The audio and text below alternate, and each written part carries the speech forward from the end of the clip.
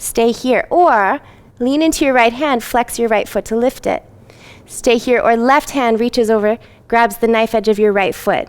Root again the knife edge of your left foot, the back foot down. Pull your left arm into your shoulder socket. Press down through your foundation and kick your foot into your hand. Spin, right belly, right eyeball, up towards the sky. Take 2 breaths.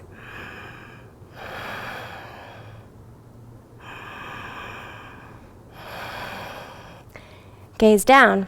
You're set up for Koundinyasana B. Heart forward, lift your left leg, hold for 3. We're gonna try to drag the left leg all the way up through.